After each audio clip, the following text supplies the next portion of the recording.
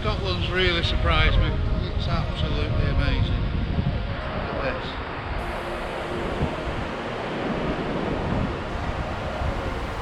This is Scotland.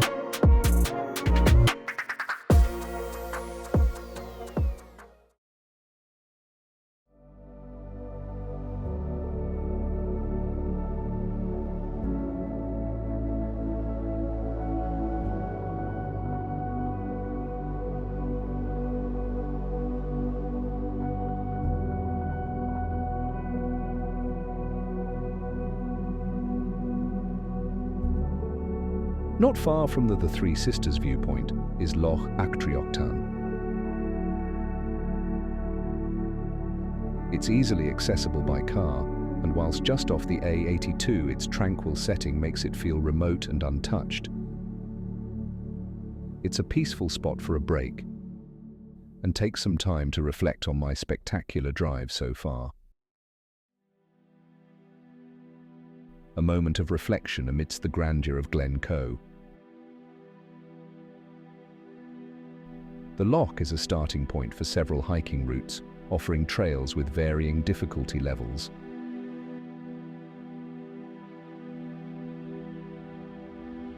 Spotting wildlife such as red deer, golden eagles and otters is common around the area.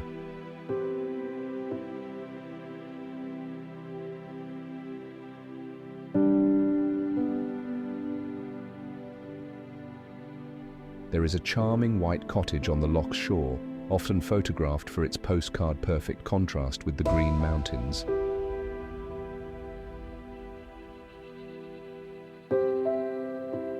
This cottage is a reminder of the area's history of crofting and sheep farming.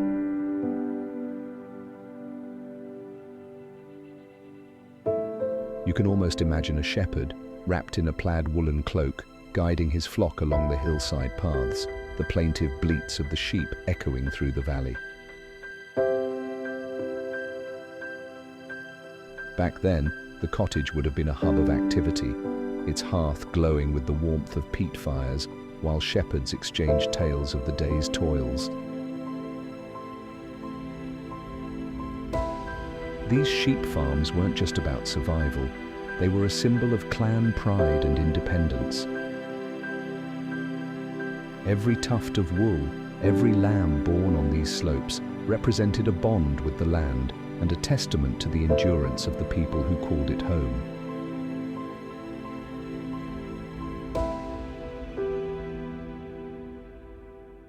Glencoe, including Loch Actrioctan, is part of a collapsed volcanic caldera formed over 400 million years ago.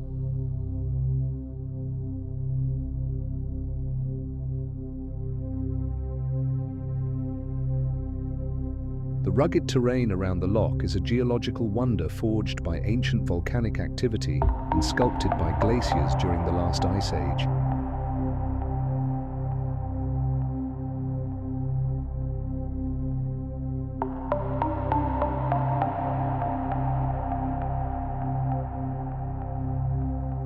Look closely, and you'll notice the peculiar layers and striations in the rock.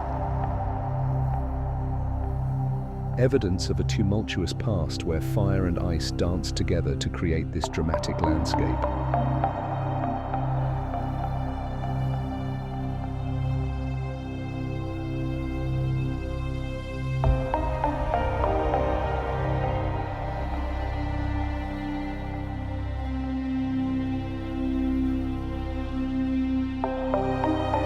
Here, rockfalls and scree slopes remind you of the ceaseless power of erosion.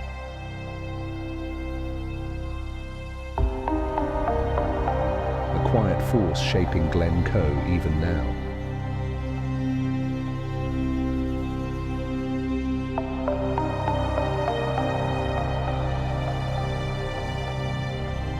Above the loch, ribbons of water tumble from steep, craggy heights, their source hidden in the secretive hollows of Glencoe's mountains.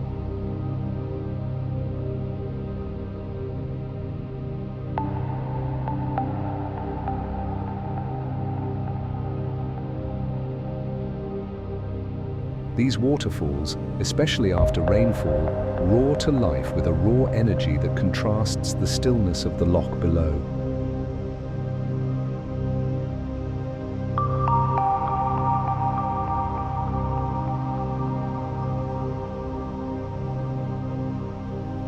The streams snake their way over centuries-old granite.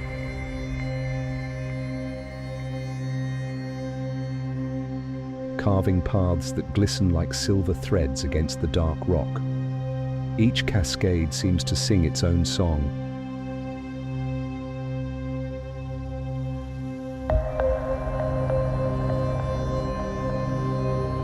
Harmonizing with the echoes of the wind and the calls of distant birds. Nurturing the moss-covered rocks and tiny wildflowers that cling to the mountainsides. In days gone by, the shores of the loch and the surrounding glen were home to the hardy clan MacDonald. Their lives were intertwined with this rugged land, and sheep farming formed the backbone of their subsistence. The steep slopes provided grazing for hardy Highland sheep, whose thick wool and resilience made them perfect for surviving in such an unforgiving climate.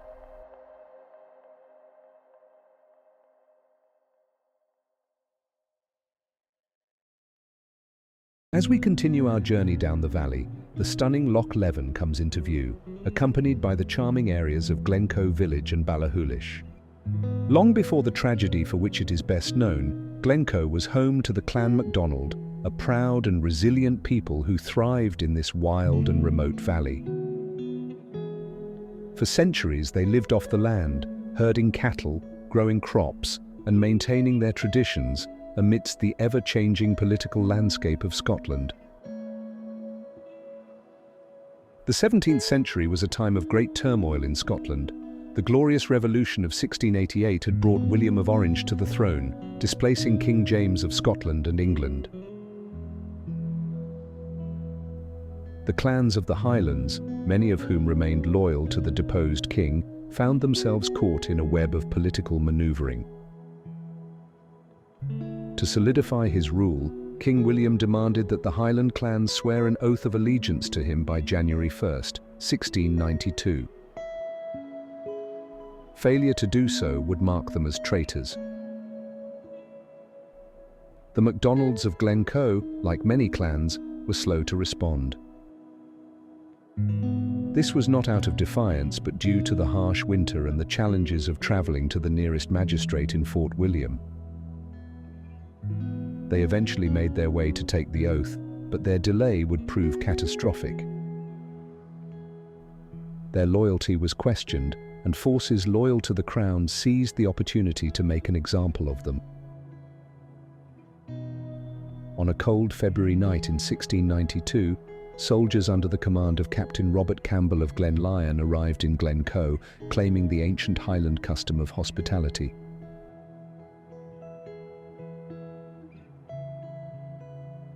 For days, the MacDonalds welcomed the soldiers into their homes, sharing food and shelter. What the MacDonalds did not know was that these guests carried orders to attack. In the early hours of February 13th, the soldiers turned on their hosts. Houses were set ablaze, and men, women, and children were killed in their sleep, or as they fled into the freezing wilderness.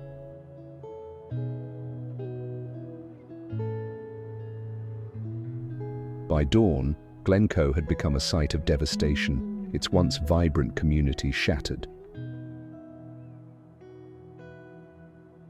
The massacre shocked Scotland and drew condemnation from many, even within William's own government. Yet, no justice was ever served. The valley, scarred by betrayal, became a symbol of Highland resilience and tragedy. Today, Glencoe Village stands as a living memorial. Its serene beauty belies the sorrow etched into its past, but its people have carried on, preserving the memory of their ancestors. Visitors can walk the trails, visit the Glencoe Folk Museum, and pay their respects at the Celtic cross that commemorates the massacre. The Isle of Discussion, on Loch Leven, is a small island served as a neutral meeting ground for clans to settle disputes and negotiate peace. The isle provided a secluded, sacred space where rivalries could be set aside in the name of resolution.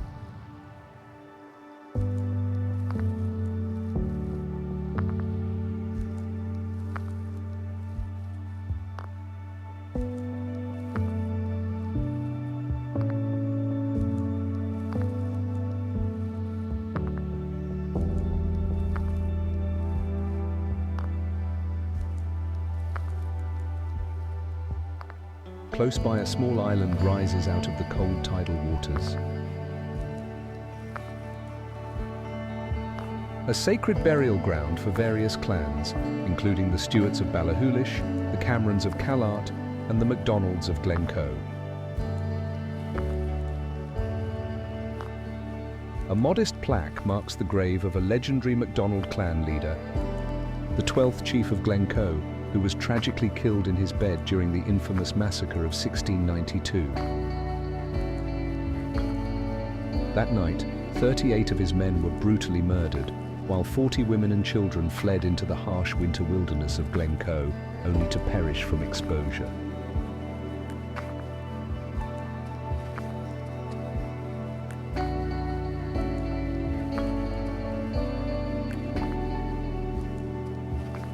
The 17th century was a time of great turmoil in Scotland.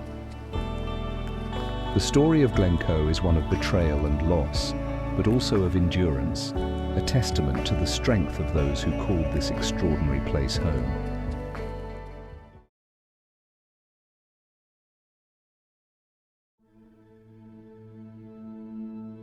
Loch Leven is a freshwater loch. Much smaller than its neighbouring sea loch, Loch Linhe, Loch Leven is about 8 miles long and is surrounded by the dramatic peaks of Glencoe to the east and the Pap of Glencoe to the south.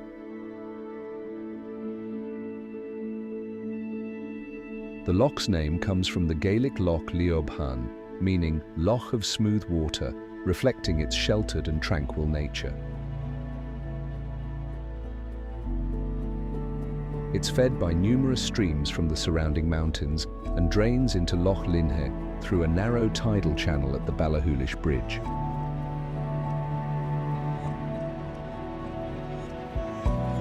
The views from its waters and the surrounding hills are some of the most iconic in the Highlands, showcasing the rugged beauty of this region. Historically, Loch Leven was vital for transportation and trade, with ferries once serving the communities along its shores. Today, it's a favourite for outdoor enthusiasts, offering activities like kayaking, fishing, and hiking along its shores. Both lochs are deeply connected to the culture, history, and natural beauty of the Highlands, offering a glimpse into Scotland's timeless landscapes. We leave Glencoe knowing there is so much more to see and explore in this area. Towards the end of my adventures around Scotland, I look forward to coming back this way. It's a nice way to conclude my journey, with a chance to learn and experience more of this very special and spectacular place. We take leave by way of the Ballachulish Bridge, a marvel of mid-20th century engineering that gracefully connects the past with the present. This cantilevered steel bridge, completed in 1975, spans the narrow waters where Loch Leven flows into Loch Linhe. It replaced the ferry service that once carried travellers between North and South Ballachulish, marking a pivotal shift in the region's connectivity. For centuries, this crossing was a lifeline for locals and adventurers alike. Built to harmonise with its breathtaking surroundings, the Ballachulish Bridge reflects the rugged elegance of the Highlands. Its 275-metre span is not just a conduit for vehicles, it's a symbol of resilience and progress, holding its own against the elements that sculpt this dramatic landscape. From here, we journey into the wild heart of Scotland and the Highlands. Continuing on the A82 alongside the shores of Loch Linnhe for around 12 miles, we come to Fort William.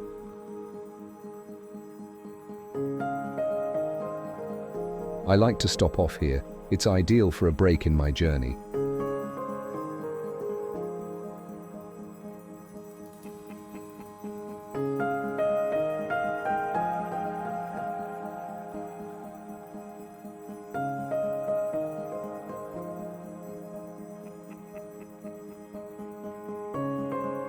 Loch Linnhe is one of Scotland's most picturesque sea lochs, stretching for about 31 miles from the southwestern end of the Great Glen near Fort William to the open waters of the Atlantic Ocean. This loch is unique because it's one of the few sea lochs that runs along a fault line following the geological path of the Great Glen Fault. Loch Linnhe's waters are influenced by the tides, making it a haven for marine life. Seals, porpoises and otters can often be seen, while its shores attract birdlife such as herons, oystercatchers and curlews. Fort William is located on the shores of Loch Linnhe and at the base of Ben Nevis, the highest mountain in the British Isles. The town's name reflects its origins as a military garrison, established in the 17th century by the English government under King William III during the Jacobite uprisings. The fort was built to maintain control over the Highlands and quell rebellions. While the fort itself no longer stands, its legacy remains in the town's name and the surrounding history.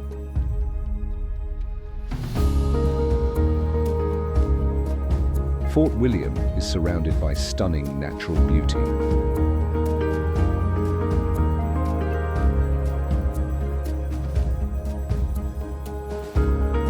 The West End car park, on the left-hand side just before the town, is an ideal place to stop, with plenty of room and magnificent views over the loch and mountains.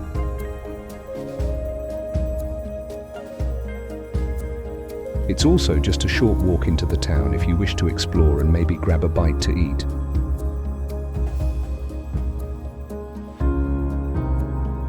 Fort William is a hub for outdoor enthusiasts and a gateway to some of Scotland's most dramatic landscapes. Fort William also played a significant role in the construction of the Caledonian Canal in the 19th century, a monumental engineering project linking Scotland's east and west coasts. The surrounding area is rich in wildlife. Red deer, golden eagles and otters are frequently spotted, making it a paradise for nature lovers and photographers. Today, Fort William serves as a bustling town with shops, restaurants and accommodations catering to tourists. Despite its growth, it retains its charm as a Highland outpost, where history and natural beauty converge.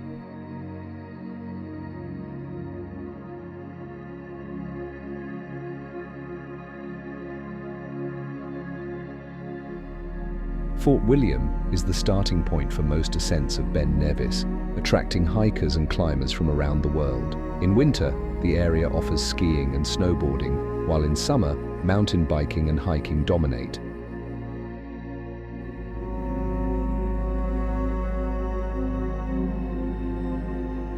From this spectacular place, there are several options to continue our adventure further into the Highlands. I usually take the opportunity to fill up with fuel and food at the local supermarket before venturing the short drive to Glen Nevis. The Glen offers a range of accommodation options to suit all tastes and budgets. For outdoor enthusiasts, The caravan and camping park provides spacious pitches for tents, caravans and motorhomes with modern facilities and stunning mountain views. Budget-friendly travelers can find comfort at the Glen's Youth Hostel, which offers cozy dorms and private rooms.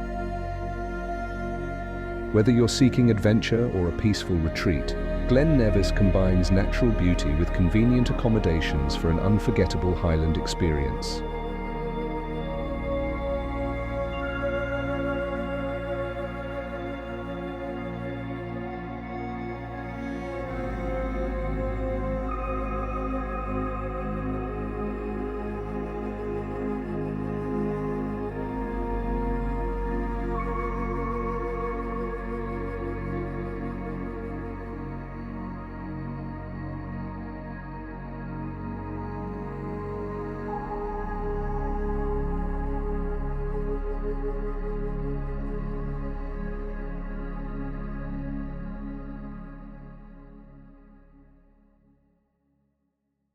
The Glen is steeped in history and legend. It has been inhabited since prehistoric times, with evidence of ancient settlements and burial cairns scattered throughout the Glen.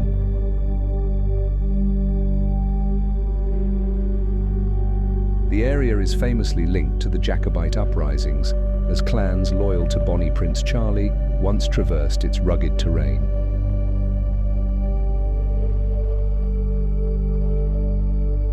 The Glen is also home to the dramatic Stell Waterfall, featured in films like Harry Potter and The Goblet of Fire.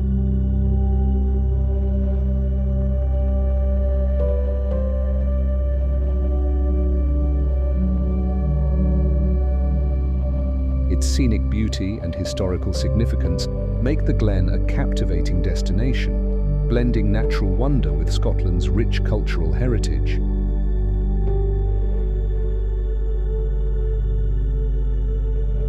The Glen's striking landscapes owe much to its fascinating geology, shaped over millions of years by tectonic activity, volcanic processes, and glacial erosion.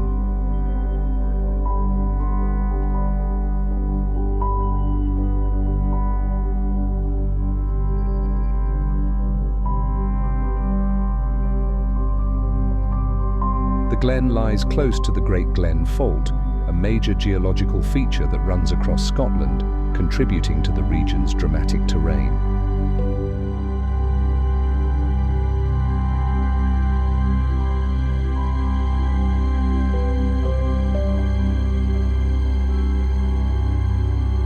During the last ice age, massive glaciers carved the U-shaped valley we see today, leaving behind steep slopes and a flat valley floor.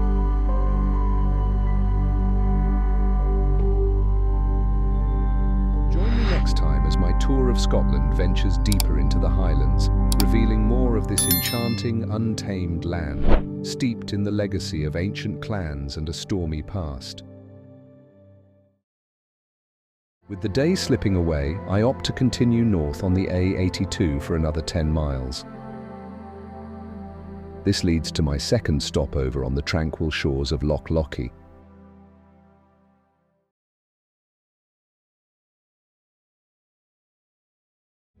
It's impossible not to marvel at the resilience of those who've endured centuries of contrasting weather conditions to make a life on this exposed northeastern edge of Scotland.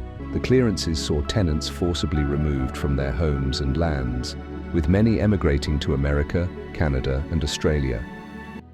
The drive from Golspie to John O'Groats is a journey I always look forward to, a route that never fails to captivate with its breathtaking coastal views. Coastal castles stand as sentinels of the past, while stretches of agricultural land and heath are dotted with an array of homesteads and weathered buildings. This ancient tower house is built upon the foundations of a 12th century Viking settlement.